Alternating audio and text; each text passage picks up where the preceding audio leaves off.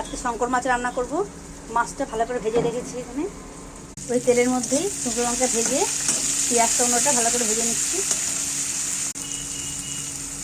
এর মধ্যে দিয়ে দিলাম আদা রসুন বাটা 2 চামচ,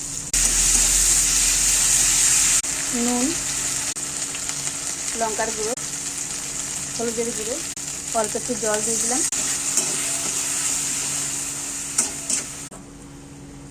মশলাটা কষানো হয়ে গেছে। এর মধ্যে সিদ্ধ করে রাখা আলুটা দিয়ে দিলাম।